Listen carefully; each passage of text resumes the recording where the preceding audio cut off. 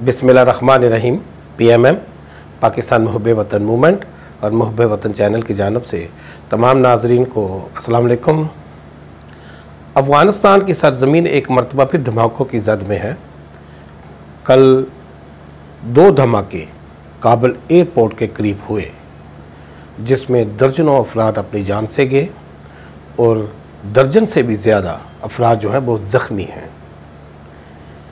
इसके लिए अमेरिका ने पहले ही वार्निंग दे रखी थी कि कभी भी धमाके हो सकते हैं।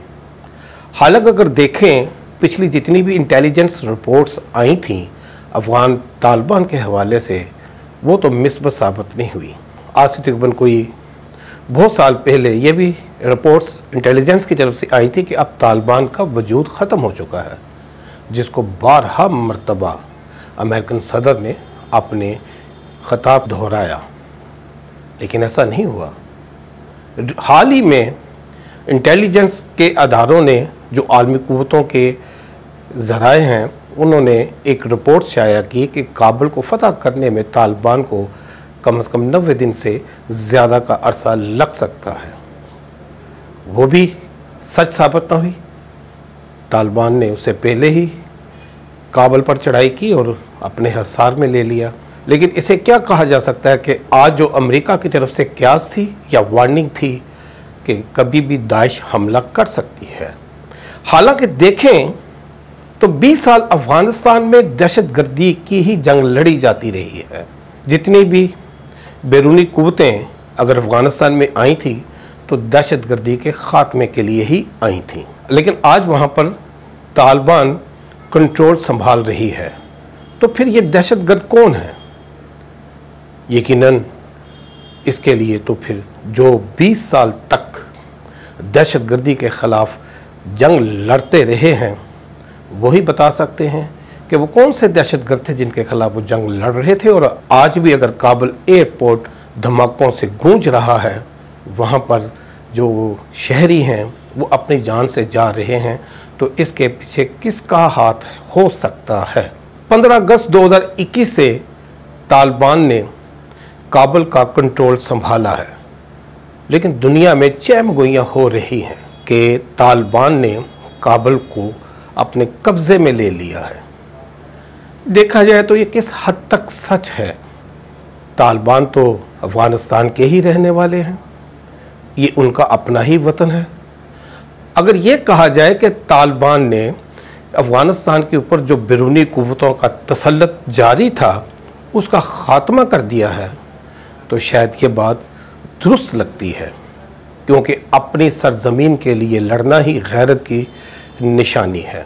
इसके लिए आलमी रहनुमाओं के बहुत सारे ख़दशात भी हैं, तहफ़्फ़ुज़ात भी हैं। हम बात करें उस ख़ित्ते की जहाँ पर अफ़गानिस्तान के हमसाए मौजूद हैं, वो तो तालिबान के साथ ताउन करने के लिए तैयार हैं। बड़ी बड़ी जो एटमी क़ुव्वतें हैं जो इस ख़ित्ते में बसती हैं, जिसमें चाइना है, रशिया है, वो तो तालिबान की हर तरह से मुआवनत करने के लिए तैयार हैं। हाँ, सिर्फ एक मुल्क आप कह सकते हैं, वो है भारत, हिंदुस्तान।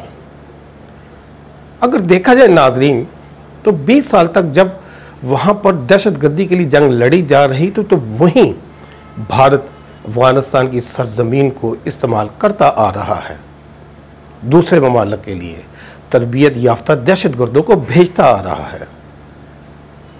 NDS जो अफ़गान एजेंसी थी और रॉ, ये साज़बाज करते रहे हैं मिलजुल कर। इसके लिए कई दफ़ा पाकिस्तान ने आलमी बरादरी के आगे बहुत सारी हकीकतें सामने रखी, लेकिन पता नहीं आलमी बरादरी इसके लिए क्यों चुप साध के बैठी रही है। हालांकि देखें तो अक़वाम आलम ने पाकिस्तान की उन काविशों को, उन कुर्बानियों को भी कभी नहीं सराहा जो पाकिस्तान ने दहशतगर्दी की जंग में इत्तेहादी बनकर फ्रंट लाइन पे पेश की हैं। ना कि बिलियंस डॉलर का नुकसान उठाया है, बल्कि सलामती के अदारों के जो जवान हैं उन्होंने बेदरेग अपनी जानों के नजराने भी पेश किए हैं। सिविलियंस भी साथ साथ रहे हैं।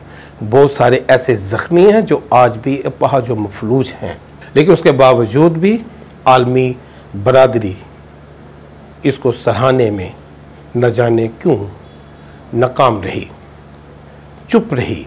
अब अगर देखा जाए तो तालिबान से पहले जब अफ़गान हुकूमत मौजूद थी, वो कठपुतली हुकूमत जिसको बैरूनी क़ुव्वतों के बेसाखियों के सहारे खड़ा किया गया था, तो हिंदुस्तान के जो अजीत दोहल हैं वो तो दाश की खेप अफ़गानिस्तान में लाकर उसे पाला करते थे। कहा तो यही जा रहा है कि हिंदुस्तान ने आज उनको अपने मुल्क में गुमनामी की हैसियत में रखा हुआ है। बहुत सारे अफ़गान फ़ौज से भी जिनका ताल्लुक़ था वो भी हिंदुस्तान के ही मेहमान बने हुए हैं।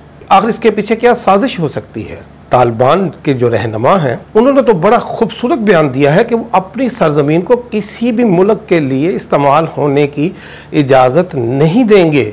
उन्होंने तो ये आलमी बरादरी को यकीन दिलाया है कि दहशतगर्दी का रास्ता रोका जाएगा। तो ये कोई बुरी बात तो नहीं है। रही बात अगर आज ये क़यास की जा रही है कि अफ़गान तालिबान इक़्तिदार पे काबिज़ हो रहे हैं, तो ये किस हद तक ये भी जायज़ हो सकता है। तालिबान ने अपने इक़्तिदार को असूलों और रवायात की पासदारी पे ही ख़त्म करवाया था। अमेरिका की 2001 में डिमांड क्या थी? उसामा बिन लादेन को उसके हवाले किया जाए, लेकिन उनके यहाँ मेहमान को किसी भी सूरत दूसरों के हवाले नहीं किया जाता रहा। उन्होंने अपनी रवायत को बरकरार रखी। इसका मतलब यह है कि वो असूलों की अहमियत देने को अपना नज़रिया समझते हैं। आज तालिबान के जो तर्जुमान हैं ज़बीउल्लाह मुजाहिद, उन्होंने बहुत सारी बातों में एक बात ये भी कही कि उनको यानी कि तालिबान को 2001 में उसामा बिन लादेन के मतलब जो सबूत थे वो फराहम नहीं किए गए।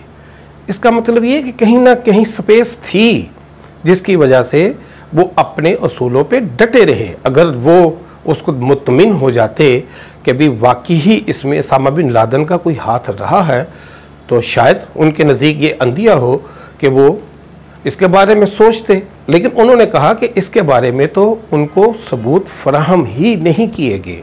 लिहाजा ये कहना कि वो इक़्तिदार पे काबिज़ हैं, ये किस हद तक जायज़ हो सकता है? हाँ, ये ज़रूर है कि उस वक़्त उनकी हुकूमत थी 2001 में, और वो चाह रहे थे कि वो अपने हम ख्याल हम मज़हब जो अफराद है उनको नज़रियाती तौर पर ऐसा निज़ाम दें जो उनके दीन से मुनाफ़क़त रखता हो। ये तो एक मजहबी आज़ादी का नाम है कि वो अपने असूलों को अपनाएं, उसको अपनी निज़ाम का हिस्सा बनाएं, अपने मुल्क में राइज करें, ताकि वहाँ के हम ख्याल हम मज़हब जो अफराद हैं मुस्तफ़ीद हो सकें।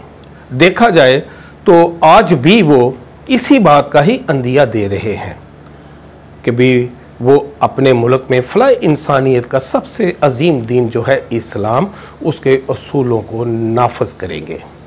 इसके लिए तो दुनिया को उनका साथ देना चाहिए जितने भी, क्योंकि अमन मुज़ाकरात में वो तमाम आलमी क़ुव्वतें मौजूद रही हैं जिनके साथ अफ़गान तालिबान के मुज़ाकरात हुए हैं। इसमें पाकिस्तान का एक बड़ा किरदार भी है। इसलिए आलमी बरादरी को इस वक्त तालिबान को भरपूर मौका फराहम करना चाहिए कि वो इंतज़ामी अमूर के ज़रिए अफ़गानिस्तान के लोगों में मोहब्बत, प्यार और ख़ुव्वत को बेदार कर सकें। अपना बहुत सारा ख्याल रखिएगा नाज़रीन, और हमें इजाज़त दीजिएगा। व आखिर दुआना अनिल हम्दुलिल्लाहि रब्बिल आलमीन।